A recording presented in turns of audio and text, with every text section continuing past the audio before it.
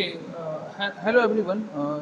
Earlier we had discussed about the finite element analysis method and also discussed about what are the procedure of element analysis and finite element analysis method, and also discuss some numerical on the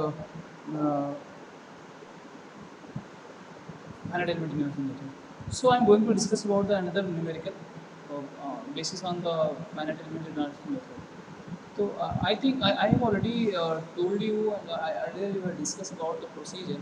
So I want to say that you all have to go through the procedure and you have to learn about the procedure. What are the steps involved in the finite analysis method? So you can you can able to solve the numericals of bar and spring also. तो तो कल previous lectures जो था उसमें हमने जो है आप लोगों को न्यूमेरिकल बता ही दिया था कि उसमें न्यूमेरिकल्स किस बेसिस पे आते हैं और क्या क्या प्रोसीजर है। तो I am going to discuss about the another numerical on the basis of the bar right. तो focus on the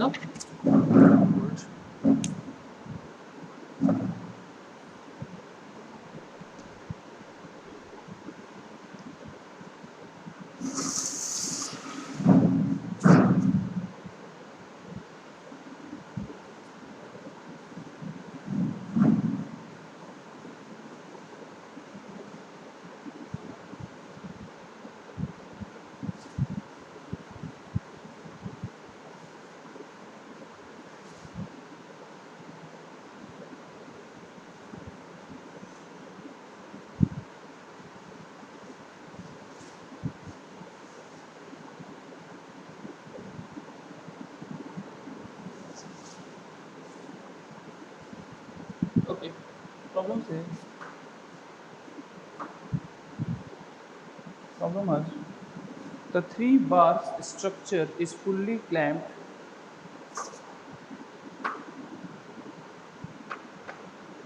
Three bar structure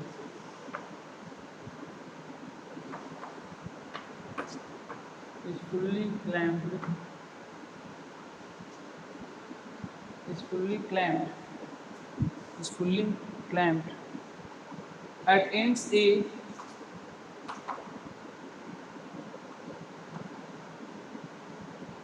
and D and D as shown in figure as shown in the figure. Solve the following problems using solve this problem by using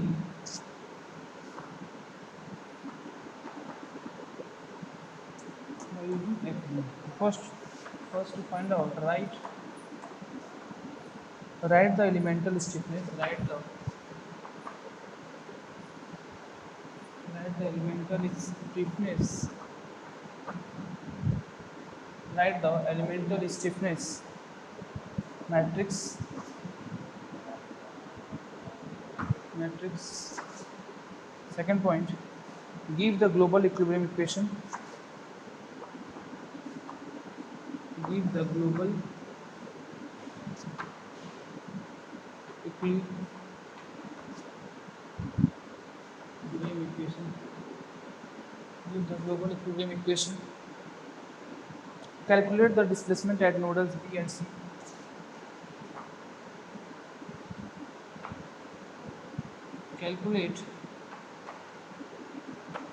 Calculate the displacement at nodal. Calculate the displacement at nodes B and C. At nodes B and C. तो basically हमको ये question है, इस question को हमको solve करना है। तो प्रॉब्लम्स क्या है, न्यूमेरिकल में हमको दिया रहेगा, बार दिया हुआ है,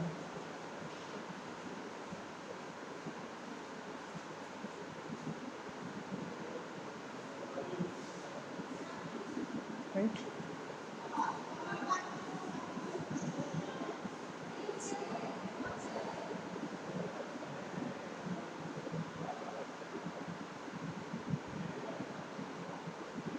See, this is a bar rectangle bar actually, ठीक है, this is the rectangle bar, ठीक है, तो this is the rectangle bar. और हमें फोकस क्या करना है, हमें फोकस करना है क्या क्या दिए चीज़ें गिवन है। तो जो चीज़ें गिवन है क्या क्या गिवन है, सबसे पहले लेंथ गिवन है 1 मीटर, 1 मीटर, अगेन 1 मीटर, ठीक है। तो लेंथ गिवन हमें L1 L2 और L3 गिवन है, वो मुझे कितना दिया हुआ है 1 मीटर, 1 मीटर, 1 मीटर दिया हुआ है। Here E A is equals to 2, E A 1 is equals to 2 given है हमें। सिमिलरली इस एलिमेंट के लिए 1 and this one E is equals to 2, right? So here this is the first element, this is the second element, this one is the third element. तो हमारे पास 3 element हैं, element number first, element number second, element number third. इसमें क्या हमारा जो material की जो value है ई ए का मतलब क्या है, यहाँ पे अगर आप देखें ई ए क्या है, इसमें हमारा क्या है ई जो है, ई जो है क्या है इलास्टिक एम्स मॉडुलस मॉडुलस है, और ए क्या है क्रॉस सेक्शनल एरिया है, किसका क्रॉस सेक्शनल एरिया हमारा किसका, इसका क्रॉस सेक्शनल एरिया है। और ये ई वन, ये अलग चीज़ है, ये अलग चीज़ है, अलग, दोनों का सबका अपना वैल्यू गिवन है, राइट, क्लियर।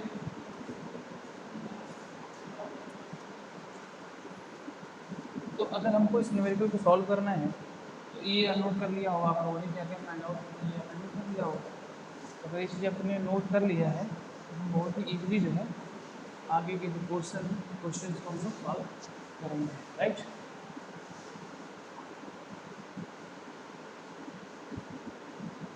ओके, सी, तो ये डायग्राम यहाँ रहने दे रहा हूँ कॉर्नर में बना रहेगा, ताकि हमें कभी जरूरत पड़ेगी तो इसका यूज़ कर सकते हैं। सबसे पहले जो हमारा हम डायरेक्टली इससे कोड को यूज़ कर सकते हैं, अगर हम चाहें तो सोल्यूशन अगर आप देखते हैं, सोल्यूशन में आप देखना चाहें अगर तो हम देख सकते हैं कि अगर हम K1 निकालते हैं तो ई L1, ये पूरा A1 हो जाएगा, ये हो जाएगा 1 -1 -1 1, है ना। तो हम डायरेक्टली अगर हम चाहें तो वैल्यू पुट करेंगे, तो हम यहाँ पर पुट करेंगे 2, तो अगला स्टेप में क्या जाएगा 2 1 मीटर, और ये क्या है 1 -1 -1 1। अगर हम चाहें मल्टीप्लाई कर, इसकी वैल्यू कितनी है 2 है, 2 पुटअप कर दो यहाँ पे, 2 हमने वैल्यू रख दिया, और लेंथ कितनी दी हुई है 1 मीटर, लेंथ कितना 1 मीटर, तो वैल्यू क्या आ जाएगी K1 क्या आ जाएगा, वो आ जाएगा 2 -2 और ये K1 हो जाएगा, K1 की वैल्यू आ गई। ऐसे ही आप K2 निकालना चाहें तो K2 निकल जाएगा, फिर डायरेक्ट निकाल दे रहा हूँ, वैल्यू कितनी है 1 दिया हुआ है तो कुछ नहीं, मल्टीप्लाई का सिंपल वही वैल्यू आ जाएगी, ठीक है। एंड K3 की अगर हम बात करें तो K3 की वैल्यू क्या आ जाएगी, अगर आप देखो तो K3 की वैल्यू क्या आ जाएगी, K3 के लिए क्या ये भी 2 है, अगेन क्या आ जाएगा 2 -2 और 2, ये हमारा K3 की वैल्यू आ जाएगी। तो ये स्टेप वन है। अब हम क्या करेंगे, कंबाइन कर देंगे तीनों, ग्लोबल मैट्रिक्स अगर निकालना चाहें, ग्लोबल स्टिफनेस मैट्रिक्स अगर हम बात करें तो क्या हो जाएगा K is equals to K1 plus K2 plus K3, है ना। अब इस वैल्यू को अगर हम इसमें पुटअप कर दें तो क्या हो जाएगा K1 K2 K3 को अगर वैल्यू का सुपर पोजिशन अगर हम इक्वेशन लगा दें, सुपर पोजिशन अगर हम रूल लगाएंगे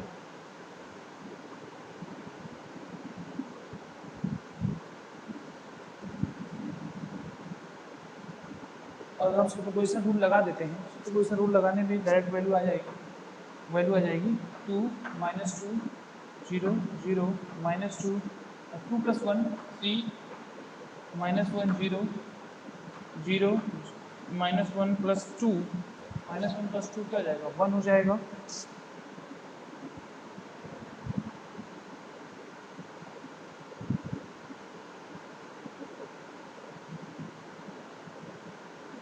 -1 3 और यहाँ जाएगा -2, यहाँ हो जाएगा 0 0 -2 2।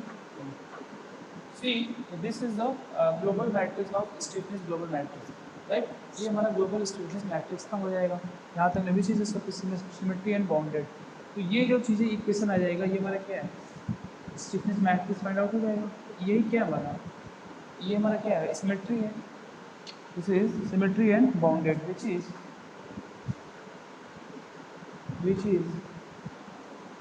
Symmetry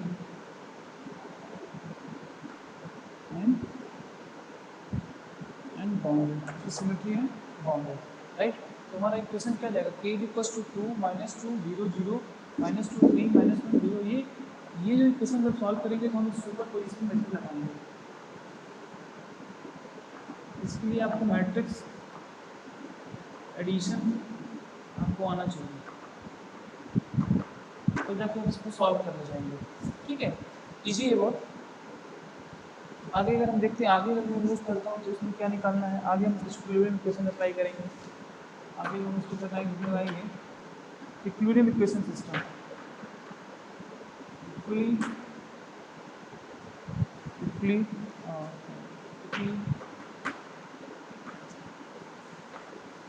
equation. इक्विलिब्रियम इक्वेशन की अगर हम बात करते हैं उसमें हम क्या हो जाएगा, वो फॉर्मूला बनाता है कि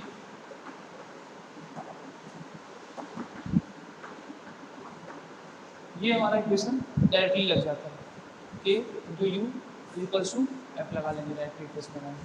तो हमारी जो वैल्यू आएगी, ये वैल्यू आएगी, के की वैल्यू आएगी ये ग्लोबल मैट्रिक्स, इस वैल्यू को उठा कर ऑब्जर्व कर लेंगे। वैल्यू क्या आ जाएगी यहाँ पे हो जाएगा 2 -2 0 0 -2 3 -1 0 0 -1 3 -2 -2 again 0 0 -2 2। मल्टीप्लिकेशन में कर देंगे u1 u2 u3 and u4, because node कितना देखो, 1 एक नोड यहाँ पे है, दूसरा नोड यहाँ है, तीसरा यहाँ है, और ये आपका चौथा हो गया। तो कितने नोड हैं, 4 नोड है। तो डिफॉर्मेशन आने की प्रोबेबिलिटी कितनी है, u1 u2 u3 and u4, ठीक है। तो यहाँ पर हो जाएगा u1 u2 u3 and u4 and u4, ठीक है। यहाँ पर बात समझ में आ गई। फिर आगे हम देखेंगे तो फोर्स, अगर हम फोर्स की बात करेंगे तो क्या हो जाएगा, F1, यहाँ पे F1 हो जाएगा, F2 F3 and F4, F1 F2 F3 F4। Procedure और मेथड आप समझ लेंगे, न्यूमेरिकल आपसे सॉल्व हो जाएगा, बहुत आसानी से सॉल्व कर ले जाएंगे। अगर आप नहीं समझेंगे तो प्रॉब्लम आप सॉल्व नहीं कर पाएंगे। तो सबसे पहले आपको समझना है चीज़ों को, कैसे क्या होना है, कैसे न्यूमेरिकल लगना है, कैसे सॉल्व होना है, ठीक है। तो हमने ये मैट्रिक्स बना दिया। अब इस मैट्रिक्स के फॉर्म में आने के बाद हम इस मैट्रिक्स को क्या करेंगे, सॉल्व करेंगे। सॉल्व करने के बाद हमें आंसर मिल जाएगा। तो अगर हमने ये कर दिया तो हम क्या करेंगे, अप्लाई बाउंड्री कंडीशन। यहीं पे अगला जो स्टेप हम करेंगे, क्या करेंगे, अप्लाई बाउंड्री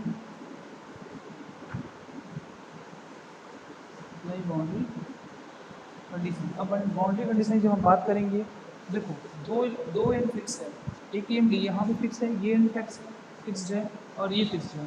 तो इसमें u1 और u4 इन दोनों में कोई भी किसी प्रकार का जो है आपका डिफॉर्मेशन या फिर डिस्प्लेसमेंट, टोटल डिस्प्लेसमेंट नहीं होगा।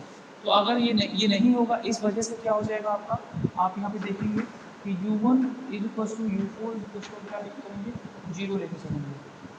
बात समझ में आ रही है आप लोगों को, मीन्स मैट्रिक्स आएगा कुछ इस तरीके से बन जाएगा 2 -2 0 0 -2 3 -1 0, राइट। फिर आएगा 0 -1 3 -2, फिर आएगा 0 0 -2 2। इसके बाद आ जाएगा यहाँ पे u1 0 u2 u3 एंड 0,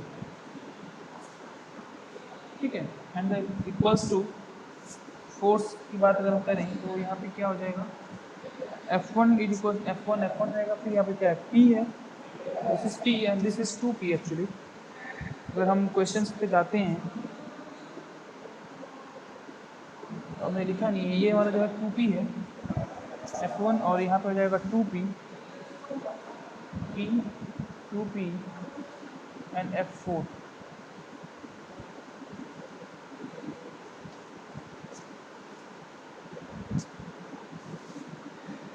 क्योंकि ये पॉइंट 2 पे है और p है यहाँ पे और ये हमारा क्या है 2p है, तो हमने वहाँ पे ऐसे पुटअप कर दिया। अब हम इस इक्वेशन को सॉल्व करेंगे। इस इक्वेशन को सॉल्व करने के बाद हमको कुछ हमारे जो हमें फाइंड आउट करना है वो चीज़ें हमें निकल के बाहर आ जाएंगी। तो देखिए प्रोसीजर अगर आपको पता है और आपको एडिशन वगैरह मैट्रिक्स के फॉर्म में एडिशन वगैरह आपको करने आता है, ध्यान रखिएगा जो हमारा F2 फोर्स गिवन है वो P है एंड F3 जो है वो 2P है। क्वेश्चन में दिया नहीं है, मतलब ये बेसिक था, मैंने बता दिया आपको, कंफ्यूजन नहीं होना चाहिए कोई। Okay right. आफ्टर डैट हम ये करने के बाद अब हम क्या करेंगे, हमको न्यूमेरिकल को सॉल्व करना है। तो अभी आगे बढ़ोगे तो देखो अगर जीरो है ये, तो अगर जीरो है तो ये चीज़ जीरो हो जाएगी, ये हो जाएगा जीरो, ये हो जाएगा जीरो और ये भी हो जाएगा। अगर आप करोगे तो आपको ऑटोमेटिकली चीज़ें मिल जाएंगी। ठीक है, ये भी इधर से कट जाएगा, जीरो हो जाएगा ये। ठीक है, ये आप जब न्यूमेरिकल सॉल्व एडिशन मल्टीप्लिकेशन करोगे तो ऑटोमेटिकली हो जाएगा। मैंने पहले ही बता रखा है। तो वहाँ पर बचेगा क्या डेटा, वहाँ पर बचेगा 3 minus one, 2 minus one and minus one 3 is equals to sorry multiply by हो जाएगा u2 and u3। u2 is equals to आ जाएगा आपका p एंड 2p। ये इक्वेशन आनी है। अब ये इक्वेशन आ जाएगी, इस इक्वेशन को सॉल्व करना है। अब इस इक्वेशन को बनाओगे तो क्या आ जाएगा, इक्वेशन को बनाओगे तो आ जाएगा 3u2 माइनस u3, यहाँ से मल्टीप्लाई करोगे तो क्या आएगा 3u2 minus u3 right is equals to p आ जाएगा और यहाँ पर जाएगा माइनस u2 प्लस 3u3 बराबर क्या आ जाएगा 2p आ जाएगा। ठीक है, ये इक्वेशन आपके सामने आ जाएगी। जब आप इसको सॉल्व करने जाओगे तो ये इक्वेशन आपके सामने आ जाएगा, ये इक्वेशन आपको सॉल्व करना होगा। ठीक है, यहाँ तक आपको समझ में आ रहा होगा, क्लियर। तो आगे बढ़ेंगे तो इसको मैं हटा दे रहा हूँ। ठीक है, अगर ज़रूरत पड़ेगी तो दोबारा बना दूंगा।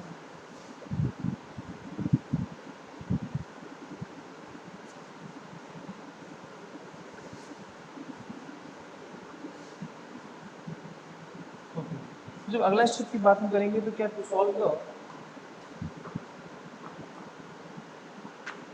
to solve the to solve for the linear equation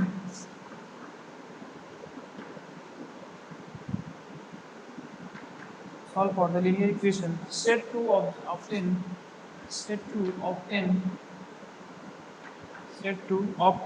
displacement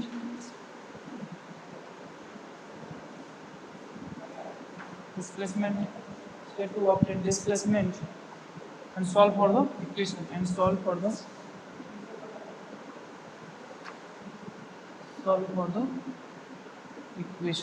the equation। तो अगर हम देखें तो हमारा इक्वेशन क्या आ जाएगा, u2 आया था और u3 आया था, इक्वल्स टू हो जाएगा। हमने अगर इक्वेशन को सॉल्व कर लें तो अगर इस इक्वेशन को हम सॉल्व करते हैं तो वैल्यू क्या आ जाएगी, वैल्यू आ जाएगी 5p/8 और दूसरी आ जाएगी 7p/8। इस तरीके से वैल्यू आ जाएगी। सॉल्व करके देख लें, अगर इसको सॉल्व करते हो, अगर इक्वेशन को सॉल्व किया जाए, अगर इसमें मल्टीप्लाई कर दें कितने से, सॉरी इसमें अगर मल्टीप्लाई कर दें 3 से, वैल्यू क्या आ जाएगी यहाँ पर 3u2 माइनस u3 बराबर p और यहाँ क्या हो जाएगा माइनस 3u2 प्लस 3 9u3 बराबर 6p। यही हो जाएगा, तो ये कैंसिल आउट हो जाएगा। तो ये कितना हो जाएगा 8u3 बराबर 7p, u3 बराबर क्या आ जाएगा 7p/8। तो यहाँ पर जो u3 की वैल्यू कितनी आई 7p/8 वहीं से आई है राइट।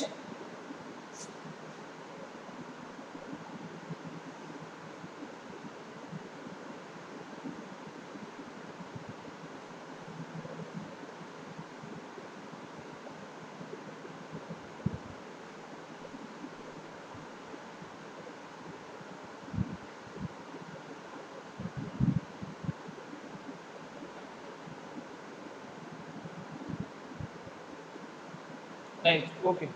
तो यहाँ से U3 निकल गया। अब हमको U3 मालूम चल गया, तो अगर हम देखें तो हमको U2 कैसे मालूम चलेगा? U3 की जगह वैल्यू पुट अप कर देंगे। तो इस इक्वेशन को देखो, U3 3U2 माइनस U3 की वैल्यू क्या रख दिया? माइनस 7P बाई 8 रख दें, इज इक्वल टू P कर दो, तो क्या आ जाएगा? 3U2 क्या हो जाएगा? P प्लस 7 P बाई 8 कर दो, 8 5 7 15 कितना हो जाएगा? 7 15 15 P बाई 8, ये कितना है? 3, ये हो जाएगा 3U2 है, 3 5 का 15, तो U2 इज इक्वल टू क्या जाएगा? 5P by 8। ठीक है, तो यहाँ पे U2 कितना आ गया? 5P बाई 8 हो जाएगा। आपको वहाँ से आप 5P बाई 8 निकाल लेंगे, वहाँ से पहले ही निकल जाएगा। ठीक है, यहाँ तक आपको समझ में आ गई होगी पूरी बात। तो ये आपका डिस्प्लेसमेंट जो निकल के आ गया, ये आपका आंसर हो गया।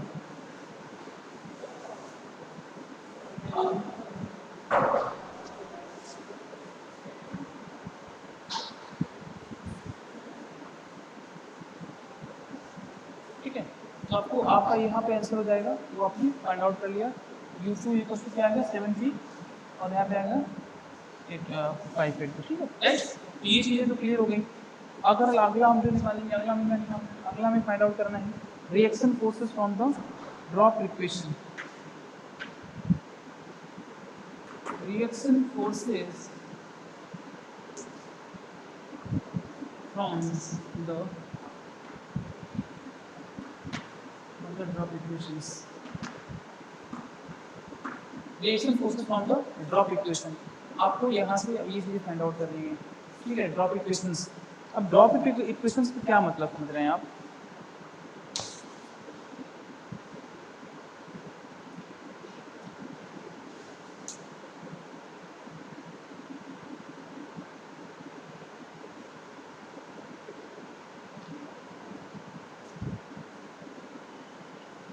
हमने जो ये इक्वेशन लिखी थी, ध्यान से समझिएगा, जो हमने ड्रॉप किया है इक्वेशन, जैसे ये बहुत बड़ा इक्वेशन था ना, ये था क्या? 2 minus 2 0 0 minus 2 3 minus 1 0 0 minus 1 3 minus 2, ये कहते हैं 0 0 माइनस 2 2, ये इक्वेशन थी। और यहाँ पे क्या इक्वेशन थी? ये थी U1 U2 U3 और U4 था, राइट।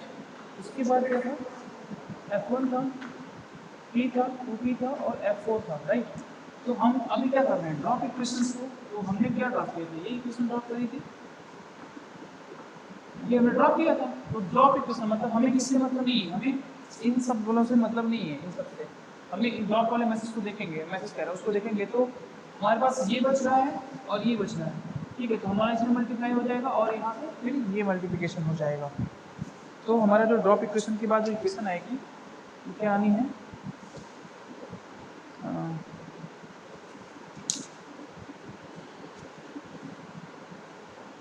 तो ड्रॉप इक्वेशन की अगर हम बात करेंगे तो क्या आ जाएगा? वो आ जाएगा U2 एंड U3। ये ड्रॉप इक्वेशन के बाद जो बच रहा है वो है, और यहाँ पे क्या आ जाएगा?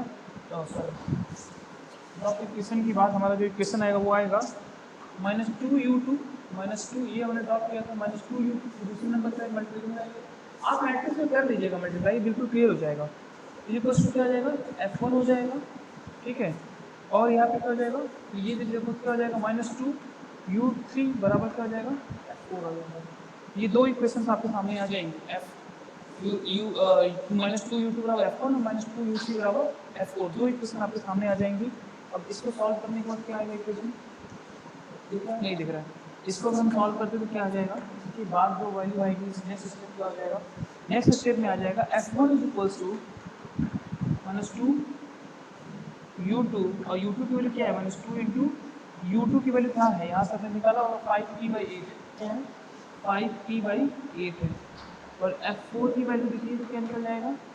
आ जाएगा -2U3 है, U3 की वैल्यू क्या है? -2 इंटू 7P/8। ये हमारा दो इक्वेशंस पता है, तो ये क्या हो जाएगा? 2 4 जा 2 4 जा, तो 5P/4 और 7P/4 हो जाएगा आंसर। आंसर अगर यहाँ पर देखिए तो क्या आ जाएगा? आंसर जो होगा हाँ भैया आ जाएगा 2 4 जा, तो 5P माइनस 5P/4, ये हो जाएगा -7P/4। ये दो हमारा क्या हो जाएगा? यही हमारा क्या हो जाएगा? आंसर हो जाएगा। ठीक है, तो आपको इतनी सारी चीज़ों को समझना है, ऐसे सॉल्व करना न्यूमेरिकल, ताकि आपको चीज़ें को आसानी समझ में आ रहा है। तो उसको तो ये इस तरीके से आपको प्रॉब्लम को सॉल्व करना है, ठीक है। इस तरीके से आपको प्रॉब्लम जब सॉल्व करेंगे चीज़ें अपने आप ऑटोमेटिकली हो जाएंगी और आप बिल्कुल करने जाएंगे।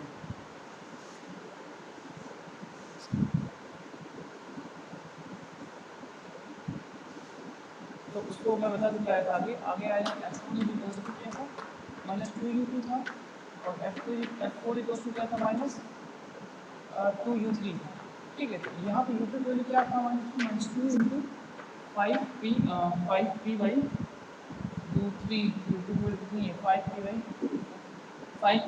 8, यहाँ पे देखो क्या आ जाएगा, -2 इंटू 7p बाई ये वैल्यू, तो 2 छोड़ जाओ, 8 एंड 2 4 का 8 क्लियर, ये हो जाएगा -5p/4, ये हो जाएगा 7p/4, तो ये हमारा क्या हो जाएगा, यही हमारा क्या हो जाएगा, आंसर हो जाएगा।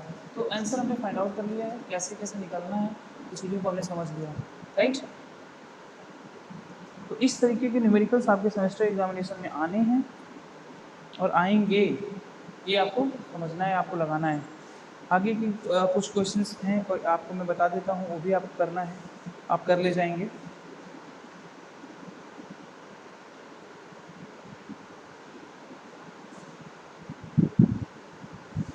एक क्वेश्चन और मैं नोट कर दे रहा हूँ, फिर उसको हम लोग डिस्कस कर लेंगे ये उसको कैसे लगना है।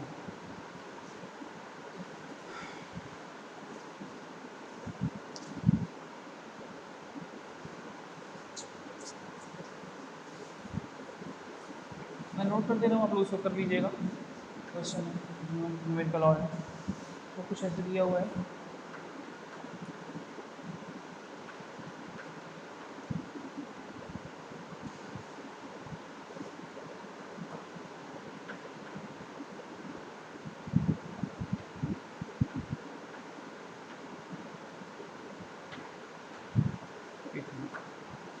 ये 1 एलिमेंट है, ये 2 एलिमेंट है, राइट। ये लेंथ दिया हुआ 1 मीटर, ये दिया हुआ 2 मीटर, राइट। आपको ध्यान देना पड़ेगा, यहाँ पे जो फोर्स अप्लाई हो रहा है वो कहाँ पे हो रहा है, ऐसे हो रहा है, इधर हो रहा है, यहाँ पे ये ऐसे हो रहा है, ठीक है। तो ये P2 है, this one is the P2 and here is the P3। तो नोट कितना है, 1 2 और 3 नोट्स हैं। ये क्वेश्चन दिया हुआ है, अब क्वेश्चन में क्या क्या दिया हुआ है, डेटा क्या क्या गिवन है वो मैं नोट कर दे रहा हूँ। देखो डेटा जो गिवन है उसमें क्या है, एरिया दिया हुआ है ऑल एल्युमिनियम रॉड, ठीक है, ये एल्युमिनियम रॉड है, और एक हमारा ब्रास है। एरिया एरिया अगर हम बात करें इसकी एल्युमिनियम, तो कितना है 39 इंटू 10⁻⁻⁴ मीटर स्क्वायर, ठीक है। अगर एरिया हम ब्रास की बात करें तो क्या है 30 इंटू 10⁻⁻⁴ मीटर स्क्वायर, ठीक है। अगर हम मॉडुलस एन मॉडुलस अगर एल्युमिनियम की बात करें तो क्या आ जाएगा, वो कितना है 70 गीगापास्कल, ठीक है। ऐसे ही अगर हम ब्रास की बात करें तो वो हो जाएगा 100 गीगापास्कल, ठीक है। एक्सियल लोड की अगर हम बात करें, P2 की बात करें तो कितना है 280 किलोमीटर, और P3 की अगर हम बात करें तो कितना है 100 किलोमीटर, ठीक है। ये क्वेश्चन में दिया हुआ है, अभी इसी क्वेश्चन को सॉल्व करना है, आपने आप ही करिएगा, इस न्यूमेरिकल को कीजिएगा और सॉल्व करिएगा। प्रोसीजर जो हमने बताया है सेम प्रोसीजर अगर आप फॉलो करेंगे तो आपको कोई प्रॉब्लम नहीं होगी, न्यूमेरिकल आसानी से सॉल्व हो जाएगा, किसी प्रकार की कोई दिक्कत नहीं आएगी। तो आपको जो प्रोसीजर मैंने बताया उस प्रोसीजर को फॉलो करना है, उस प्रोसीजर को लेकर चलना है, डेफिनेटली आपकी प्रॉब्लम सॉल्व हो जाएगी, बहुत ही ईजिली सॉल्व हो जाएगा। तो इस चीज़ को अपने ध्यान में रखिए और इसको करिए, बार बार प्रैक्टिस करेंगे, 2-3 मिनट लगाएंगे, अपने आप हो जाएगा। और ये सेमेस्टर एग्जामिनेशन में क्वेश्चन आता है यूनिवर्सिटी एग्जामिनेशन में, तो आपको इन सब चीज़ों को लेकर चलना है ताकि ईजिली आप न्यूमेरिकल को सॉल्व कर पाएँ, ठीक है। तो होप्स हो कि आपको जो है चीज़ें समझ में आ गई होंगी।